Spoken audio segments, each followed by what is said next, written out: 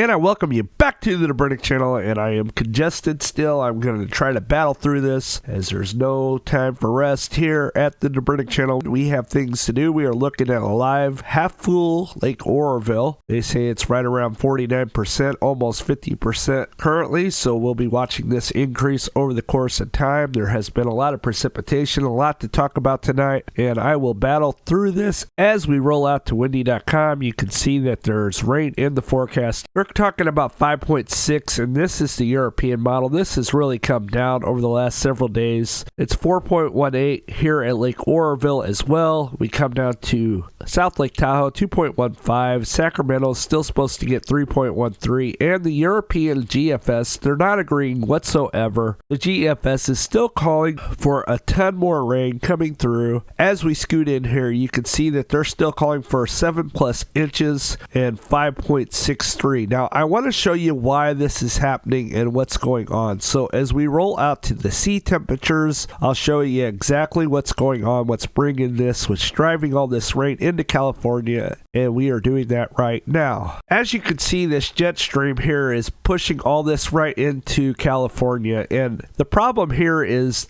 the temperature 71 degrees. Usually it's a little cooler this time of year. Usually it's about in the 50s there, but with it being 71, 72, it's picking up a ton of moisture right here, right to the north of Hawaii, and it's scooting all this into California, causing it to rain after rain after rain. Being down here for the last 3 or 4 weeks, it's been kicking up this way. Usually it sits up more towards here. So this is what the problem is with this jet stream pushing further down here instead up here. It's causing more rain here when generally this time of year it rains more up this way. So that's what the story is. They say this is 2 degrees warmer than normal on top of it, which is creating tons and tons of rain to come into California. It has put a dent into the reservoirs. Unfortunately, it has not filled them up yet, but there's still a lot of snow to be melted, so we'll be waiting for that to see what happens. And we continue to roll out. I want to look at your current snow depth at the lake. The snow depth's fairly impressive, 54 inches there. We come up to Chester, 53 inches. You can see over here by Mount Shasta, 61 inches. They received quite a bit, 54 inches. And they're up here, they're not near as plentiful as they are down south. And we'll be talking about that here in a minute. As we scoot in, for all you snow lovers out there, got 46 inches here, 45 inches. South Lake Tahoe, 42 inches. Bear Valley, 54 inches. And we continue to scoot down. We go to Bridgeport, they have 48 inches. Yosemite Valley has 46 inches. We go over to Mammoth Lakes. Mammoth Lakes has 52.3 inches. Crowley Lake has 53 inches as well. Even further down, I mean, this is pretty impressive for this time of year. 51 inches already. And we will go look at the snow depth right now. I'll show you what the water equivalent is to this. We are at the snow water equivalent in inches provided by the California Corporation Snow Surveyors. This is January 5th. Your average is 54%, and North Trinity's 142%, Central Sierra is 74%, and 186. Mind you, this is January 5th, so keep that in mind. South Sierra was 81%, 206. Now check this out. As we scoot into today, 1 week later, 86% up north, 192, 106 in the central. This is for April 1st date. This is crazy. And 124 for the south, 229% for your normal for this date, 267 with more to come, and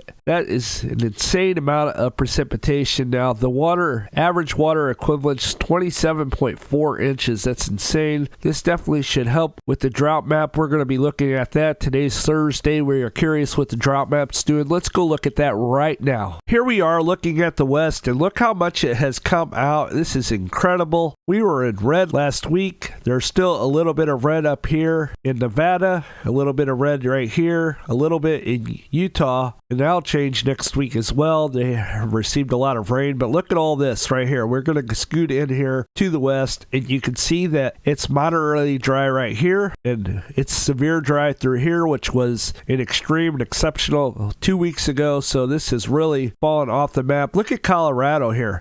Right now in the Colorado, in the upper, where we need the precipitation, and we will look at that for all my Lake Mead people here coming up probably tomorrow. Hopefully I'll be feeling a little better. I'm trying to get through this as quick as possible. I'm still congested, but I'm working on it. Look down here in Arizona. There's parts of Arizona that has none as well and abnormally dry. So this is a fantastic, hopefully this rain will continue and we'll get completely out of this drought altogether. There's no reason why we should still be in it, but they're saying we still are. This is updated today, so this was 2 days ago, so this will even change further next week as we have received some precipitation since then, so we'll be watching this. So the snow mountains are above normal as well, and we'll be talking about that tomorrow, as I just said. So let's roll on out to 72-hour precipitation map. Here we are at the 72-hour precipitation map, and you can see for Lake Oroville, you can see that they got 3.61 inches in the last 72 hours, 5.25 there. We come up to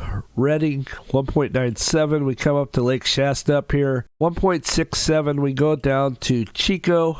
Chico received 1.79, and you can see along the coast here they received quite a bit of precipitation here. Eureka up here, they didn't receive near as much, 0.75, but just to the south of Eureka they received 2.74, so that's really good news. Yuba City received 1.35. Sacramento didn't get as much rain as forecasted in the last 72 hours, 0.24. A lot of it just went over here, 2.56. Come down to Bakersfield here, my friends down there got 0.65, and people in Los Angeles received 1.86, so that's what's going on. My friends over at Lake Havasu City, you got absolutely nothing. So there you have it. And that's all we got for that. We're going to roll out to Lake Oroville next. Here we are at Lake Oroville. You can see that the storage acre feet has really shot up. We went from 1,741.076 at 4 a.m. to 1,769,191 acre feet,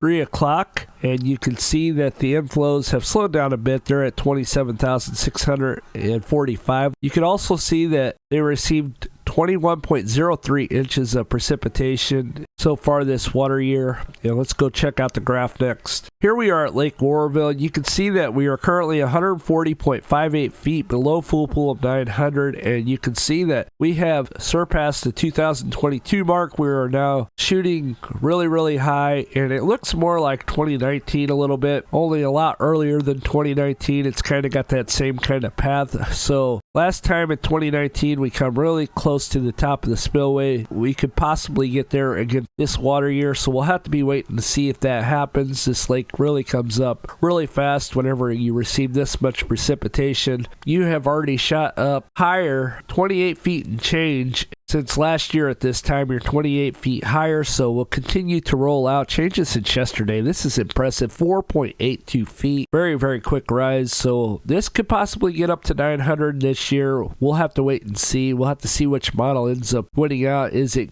coming to an end, or is there more to come? We'll have to wait and see on that one. And I'm going to cut it short tonight. I know I normally talk about Lake Shasta and stuff, but I'm really congested and I'm not really filling up the stuff yet, but I did want to get out and say something because it's been a few days. Thank you for all the well wishes. I'm sorry I haven't been able to respond. Once again, I'm trying to rest and trying to get feeling better. I'm off for the next 3 days, so hopefully things will get back to normal. I'll try to be back tomorrow with the Lake Mead update, and you guys have a blessed day, and we'll see you on the next one. God bless.